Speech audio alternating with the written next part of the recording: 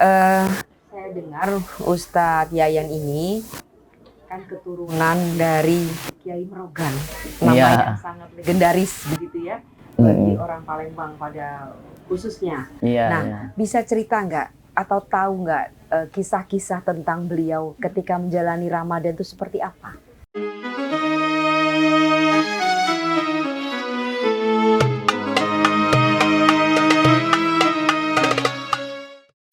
Iya. Jadi Kiai Merogan itu ya seorang ulama, alim ya, plus seorang saudagar, seorang pengusaha, pengusaha kayu. Ya. Jadi kalau kemarin Bu ini ada wawancara Haji Halim, ya kan? Nah, dia kan pengusaha kayu dulu ya, sebelum sekarang ini pindah ke sawit ya.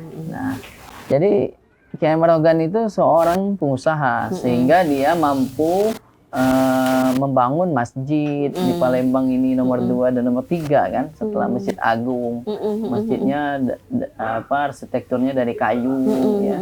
Nah, itu karena beliau seorang pengusaha.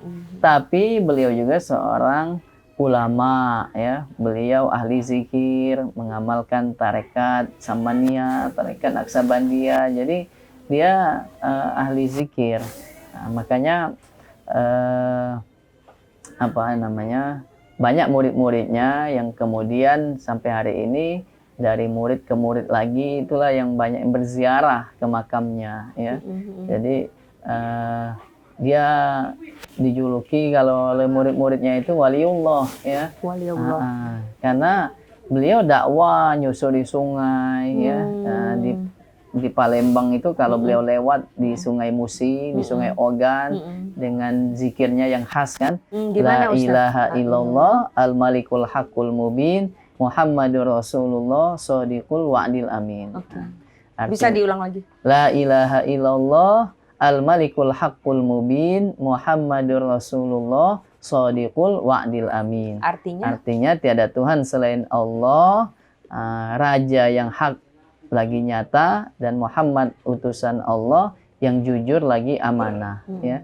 Nah, ini zikir amalan Kiai Merogan ya, bersama santri-santrinya di atas perahu. Kalau lewat sungai mereka berzikir itu. Tahun berapa itu ya? Itu abad 19, ya, 1811 1901 ya. Nah, jadi emang Kiai Merogan itu dia luar biasa perjuangannya ya kan.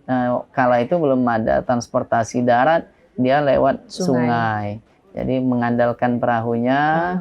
Jadi dia dakwah masuk ke sungai-sungai, Sungai Ogan ya, bahkan sampai ke istilahnya itu ke Kombring ya. Nah, itu kehebatan dan juga kegigihan para ulama-ulama dulu ya dalam mensiarkan agama Islam ini. Nah, makanya dia meninggalkan 2 buah masjid, satu masjid di Muara Ogan, Muara Sungai Ogan, yang satu lagi masjid di Lawang Kidul, 5 ilir ya. Jadi 2 masjid itu dia bangun tahun 1871, Masjid Muara Ogan selesai, kemudian 10 tahun berikutnya dia bangun Masjid Lawang Kidul 1881, dan tahun 1893 dia wakafkan bangunan masjid itu. Ada surat nazar munjas wakaf lillahi ta'ala nomor 14, ada suratnya, ada dibikinkan prasasti di depan masjidnya. Nah, itu dia wakafkan berikut isi-isinya. Ada kandil, stolop, gerobok, ya kan, lampu, lengkap. Dan itu wakaf lillahi ta'ala untuk digunakan tempat ibadat. Nah, jadi kemudian juga dia ada juga bangun 3 pemondokan haji di Mekah. Nah, sampai hari ini itu hasilnya karena disewakan untuk jemaah haji ya. Tapi sejak Covid ini kan 2 tahun tutup ya, lockdown di Saudi, nggak ada jemaah masuk. Lagi ya. Iya, nah tahun kemarin 2 tahun ini nggak ada masuk ke Palembang dana hasil sewa itu. Tapi insya Allah nanti habis musim haji ini seperti biasa ya, karena itu disewakan untuk jamaah haji, hasil sewanya ada yang ngelolanya namanya nazir wakaf imaroh, imaroh namanya itu apa pemondokan atau hotel. Nah itu dibagikan untuk anak cucunya karena ada wasiat dari Kiai Merogan itu hasilnya untuk ahlinya, anak keturunannya yang pertama yang dari garis laki-laki. Nah jadi istilahnya tuh bapak saya dapat, jadi dikirim setiap tahun itu. Nah itu dia bagi dua, ada yang anak cucunya yang di mukim di Saudi Arabia di Mekah, ada yang di Palembang.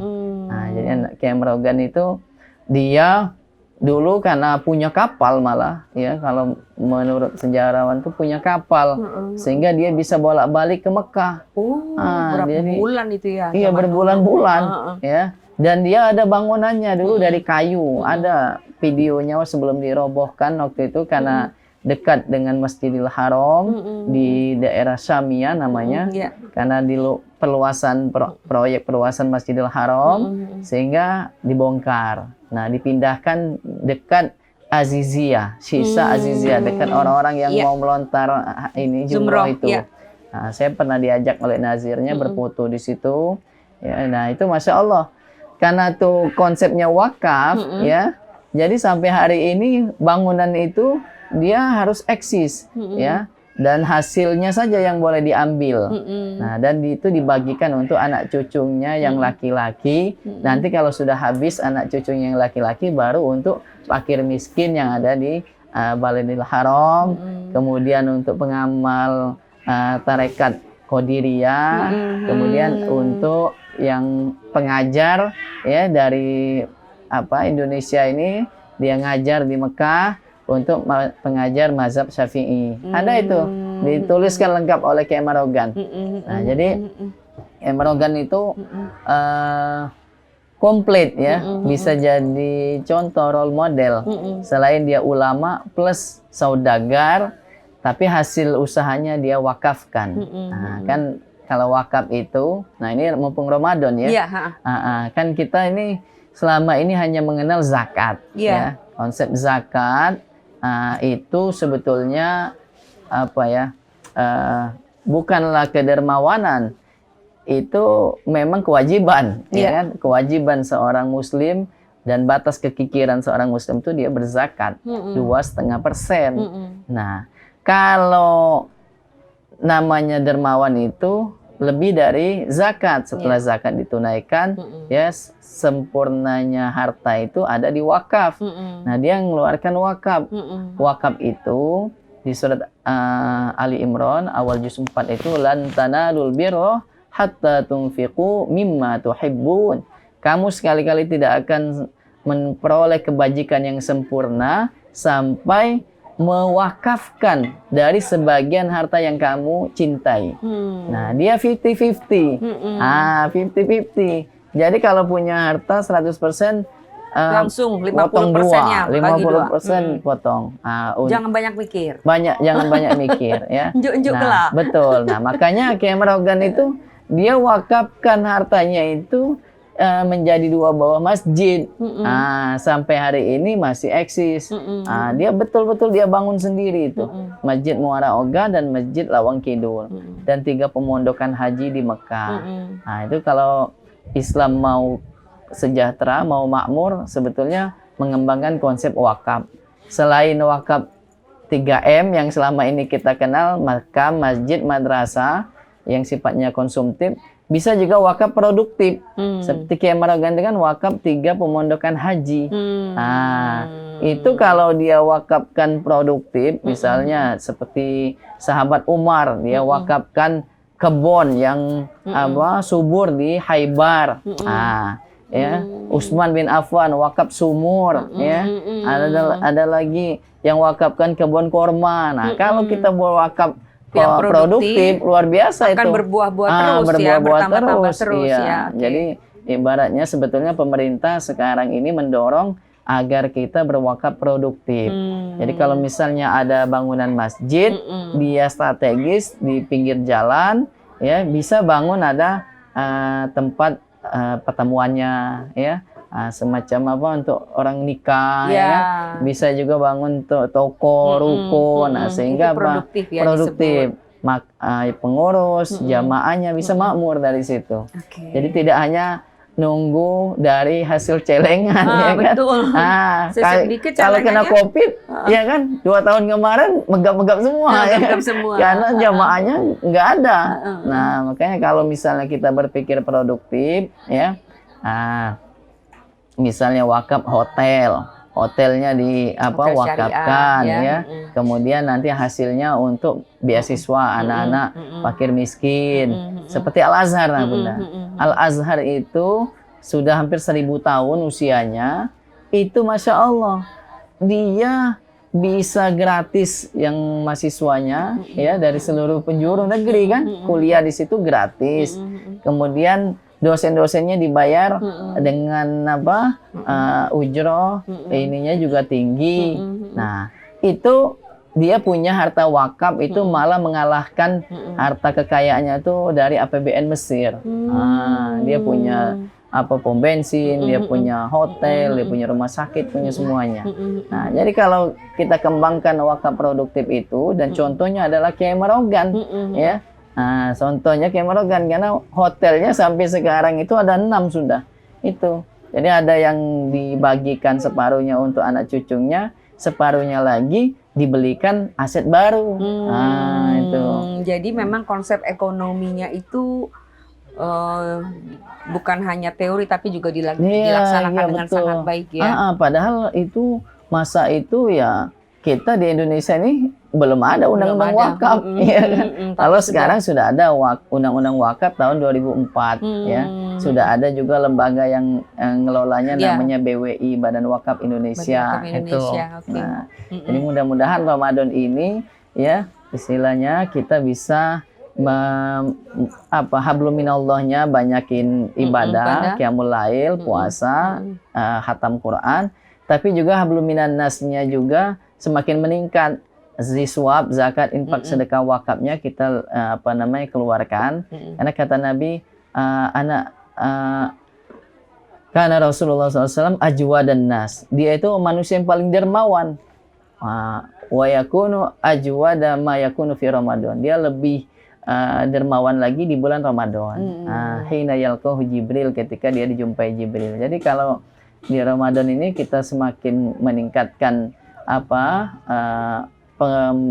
kedermawanan kita, ya. Apalagi kan masih sampai hari ini dampak dari COVID kemarin, itu anak-anak yatim, misalnya anak ditinggalkan bapaknya meninggal COVID, kan perlu dia disantuni, bukan hanya dia di Ramadan, tapi kalau bisa selama setahun dia bisa sekolah, bisa eksis untuk makan minumnya.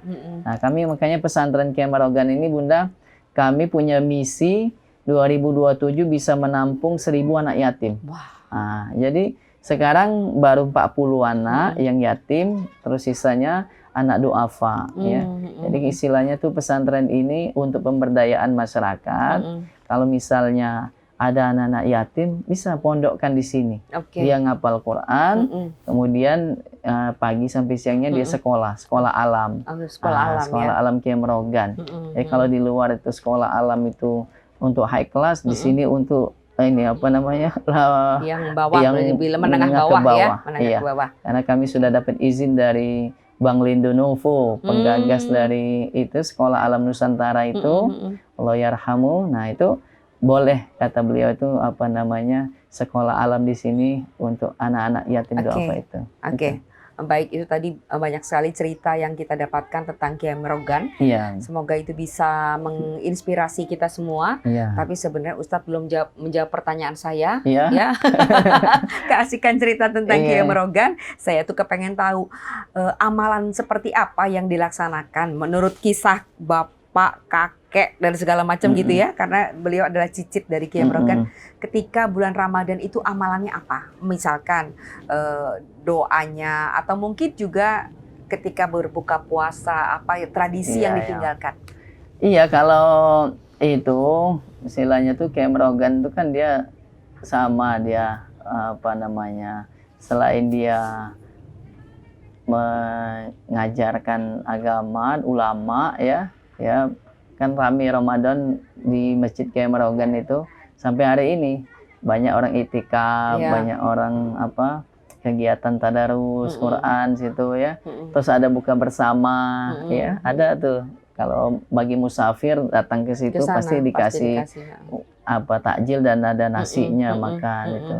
Nah itu kedermawanan itu dilakukan oleh Kiai Merogan, dan juga ya kalau malam ini melek istilahnya tuh banyak yang qiyamul lail, terus juga ngatamin Quran ya. Nah itu juga dilakukan oleh bapak saya, kakek saya itu kalau dia Ramadan malam-malam ya jarang tidur ya, banyakin ngatamin Quran tadi ya. Jadi minimal paling tidak kan kalau kita nih ya 1 juz kan 1 hari, jadi 30 hari 30 juz 1 kali hatam. Nah, tapi kalau misalnya bisa lagi ya bisa sehari bisa 3 juz. Berarti kalau 30 hari ya bisa 3 kali khatam. Bisa 3 kali hatam gitu. Ya. Oke. Ustadz Yayan, sedikit saya sekarang ini pertanyaan terakhir ya. Saya ingin tahu perjalanan spiritualitas seorang Ustadz Yayan. Ustadz Yayan ini nama aslinya bukan hanya Yayan, tapi ternyata adalah Mas Agus Ahmad Fauzan. Mas Agus Ahmad Fauzan Yayan. Iya, iya. Tapi panggilan ngepopnya Ustadz Yayan, Ustadz Yayan. Kiai Haji karena beliau punya pemondokan. Oke. Perjalanan spiritualitas seorang Ustadz Yayan yang masih sangat muda, boleh dibilang belum sampai 40 umurnya ya. Oh, sudah tahun ini 41 ini. Alhamdulillah sudah 41. Ingat tapi life begin at 40. Jadi baru 1 tahun. Betul, ya. Pernah nakal nggak sih? Iya. Pernah nakal nggak sih? Iya. Kan kalau hidup lurus-lurus kan nggak lucu ya. Iya. Benar. Iya, memang ya.